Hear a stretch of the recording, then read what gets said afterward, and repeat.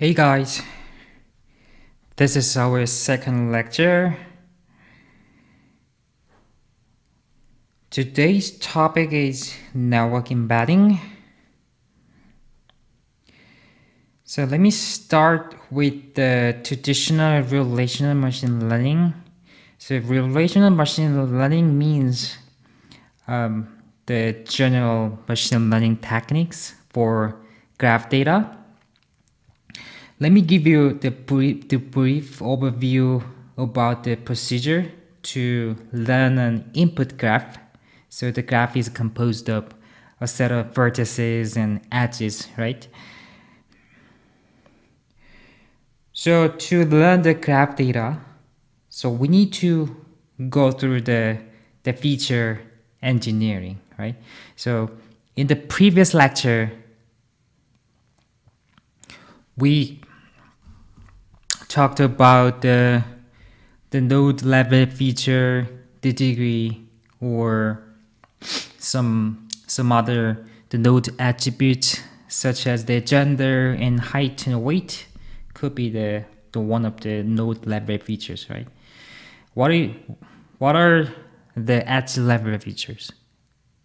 So maybe the path or distance between the two nodes or type of edge and so on, right?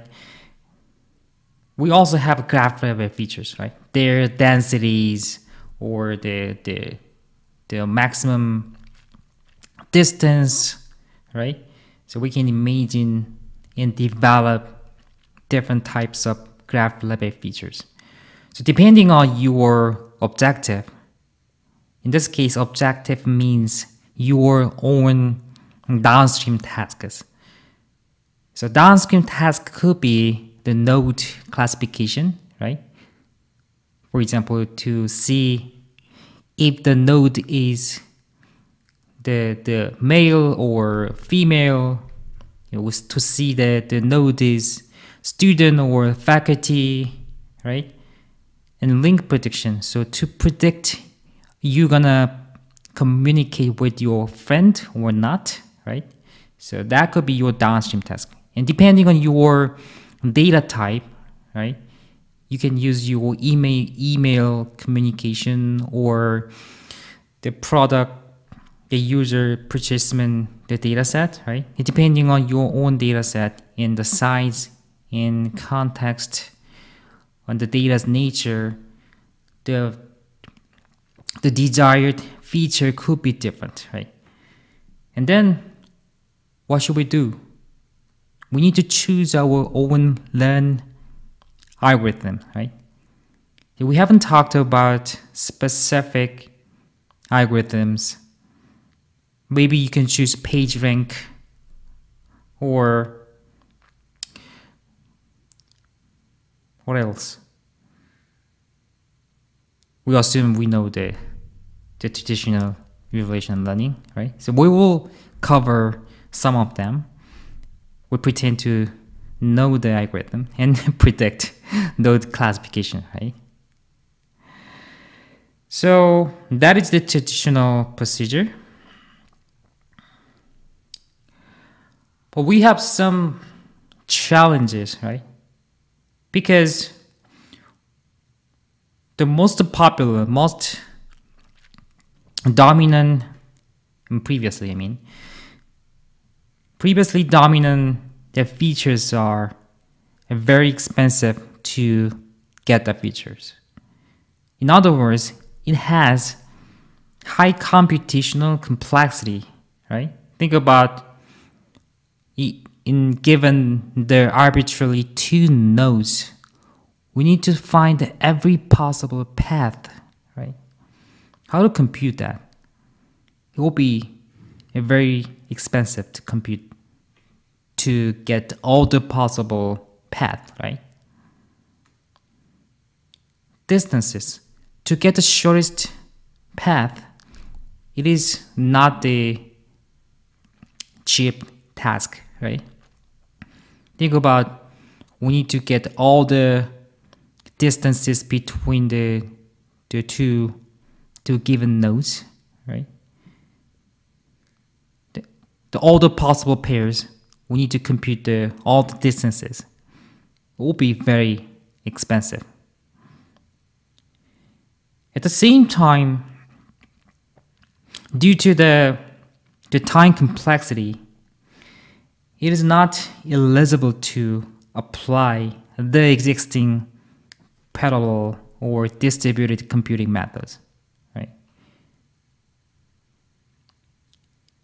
I will say some algorithms will be possible, but the most of them and some of them are not possible to apply. And the rest challenge is inapplicability of machine learning methods. So, for example, the relational machine learning algorithm should take the adjacency matrix. Think about your favorite neural network or logistic regression, SVM. Are they possible to take the adjacency? They're not designed to use the adjacency, right?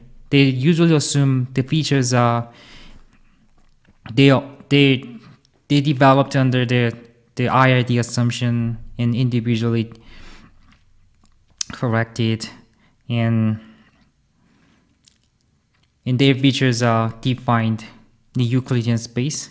But adjacency matrix is not like that, right?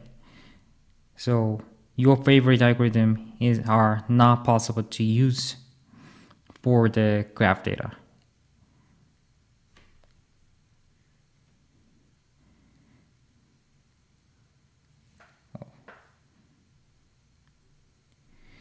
So in this lecture, we will focus on the most recent technique to deal with the existing challenges. So one of the popular methods is network representational learning.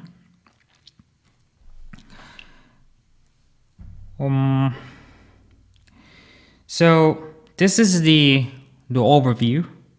We have input data. So this is a small data set, so which is called Karate network. It is composed of the two different communities. So we have two different communities, and they are instructed by two mentors. And this color represents 4 clusters. So the clusters are from the clustering. So actually the data was collected from 2 communities, but these color represents clusters from for example, K-means. K-mean was used for this one. So now representation learning is to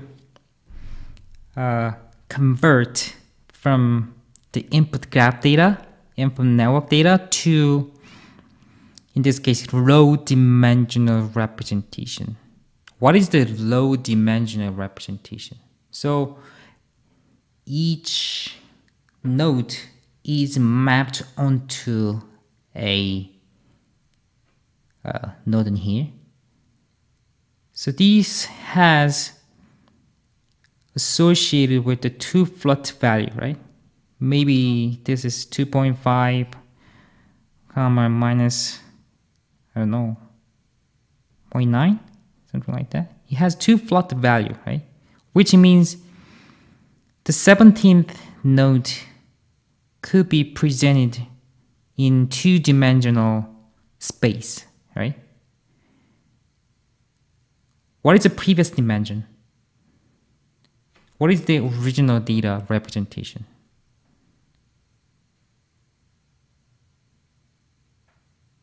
So in this case, apparently it has 2 dimensions, right? So the original matrix, the original input is adjacency, right? In this case, we have 34 4 nodes, right? So which means we have 44 by 44 two-dimensional matrix, and the 17th node has 34 different values, right? So the 17th node has 34 value. So in this case, we have different in the different dimension, right? So this is the Z, and the 17th has just 2. So the dimensionality is reduced to 2, right? 34 from 34 to 2, right? That's why it is also called dimension reduction.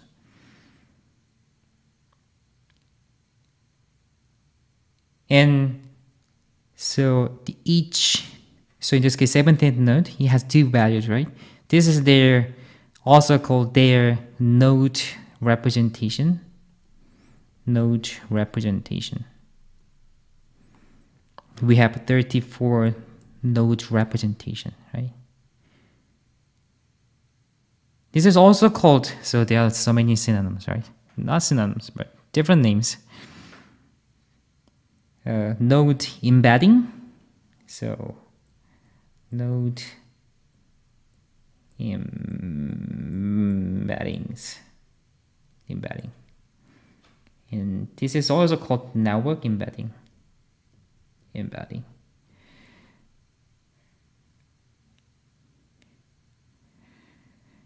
All right.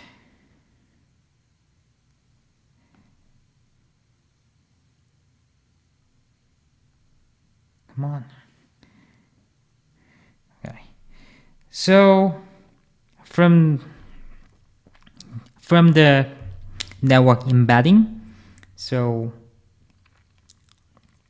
how the existing machine learning technique could be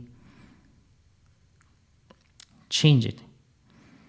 So instead of the bothersome feature engineering, we just use the representation, right? We just use, for example, two-dimensional value for 17th node, right? We also need to, so we assume that this downstream task is node classification, right? Node classification, we try to predict the node is the male or female. We need training data, right? So for the training data, for example, we use these 4 nodes, right? They all associated with the 2 flutter values, right? It is just, you think about this. So you can use your own machine learning algorithms, logistic regression, SVM in your network, because now the input feature is just 2-dimensional flutter values, right? Which means it is able to apply the existing, the most of the existing classifiers, right? This is gonna be used to train the logistic regression, and for testing, just put 19th nodes the representation. The representation is from the network embedding.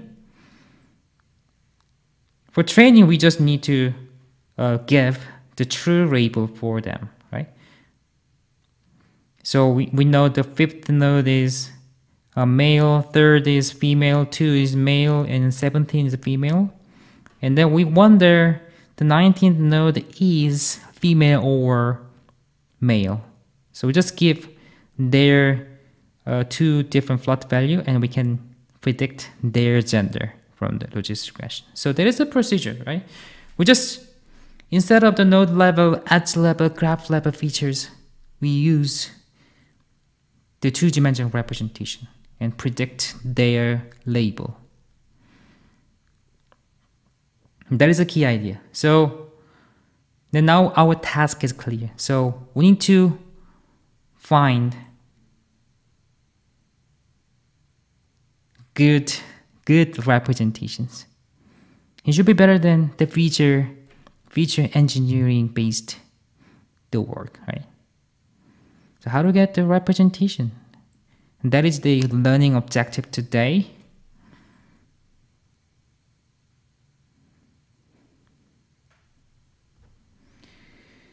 So this is another comparison.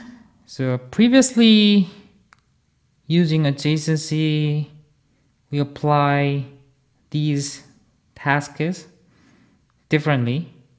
So we needed to develop the different techniques and different feature engineering and feature extraction techniques. But for the network embedding based the downstream tasks, we reduce dimensionality like this and apply. So this is the another comparison.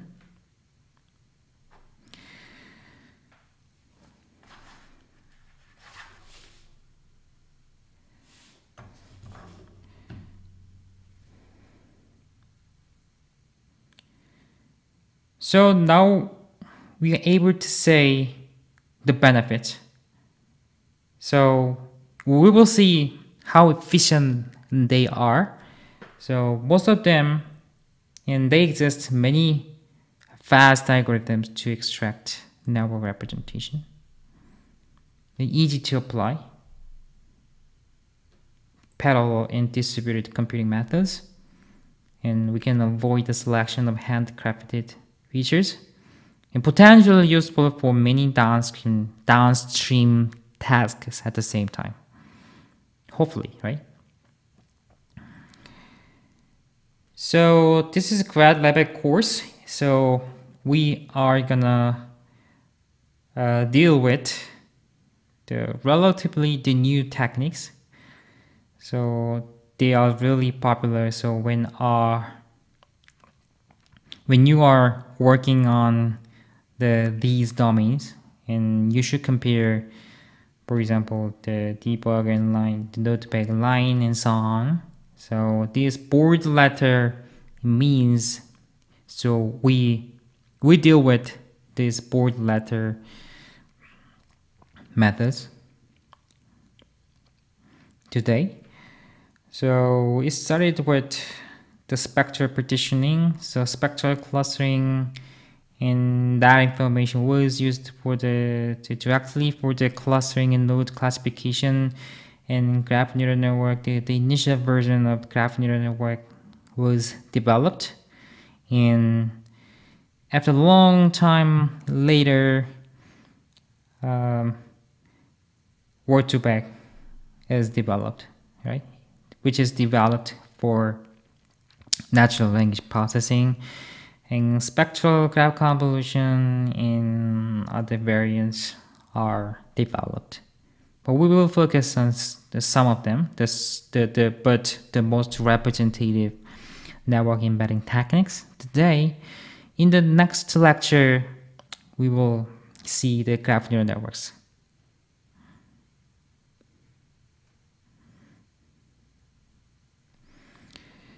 So we have talked about this. So using another notation, we will talk about this. So we have input. So A means the adjacency matrix. And just a second.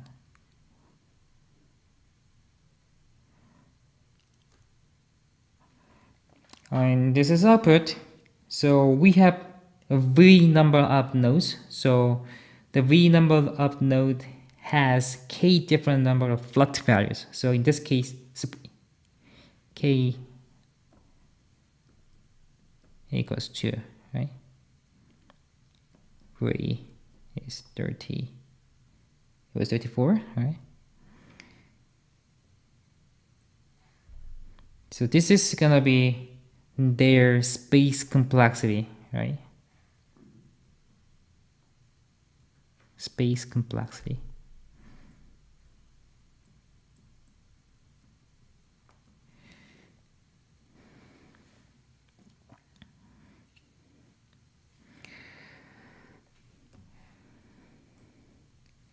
And you see the k is much smaller than number of vertices, right?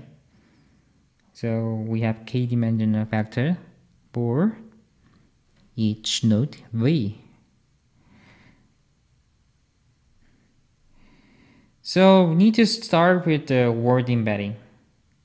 So this was an important milestone in deep learning, not only for natural language processing, but also in this network representation learning domain. So what was the key idea? So let me give you the brief idea. So we have input text corpus, right? Their goal is also, they have sentences, they have the word, for example, big. They want to get the low dimension representation. They want it to get and try to leverage this low dimensional representation for their NLP task. In that sense, pretty similar, right? So the representation learning is used for all the domain.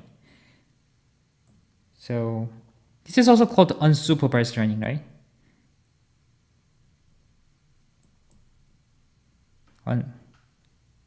Unsupervised learning. So, right?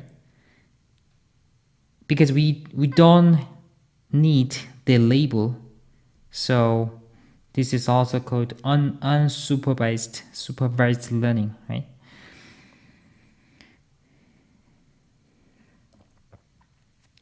So in the natural language processing, and there is the famous hypothesis, right, which is that words in similar contexts have similar meaning.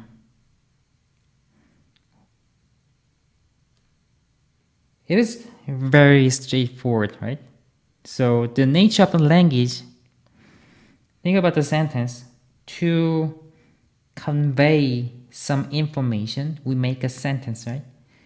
So think about the sentence. So computation lands on big social and information network.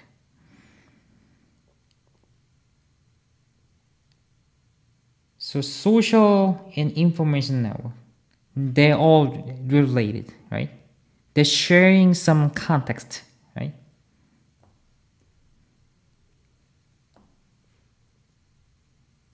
So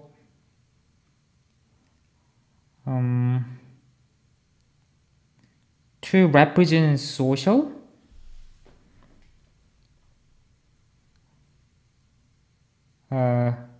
we need to assume that the nearby words are related. So social is related to the information, right, and network.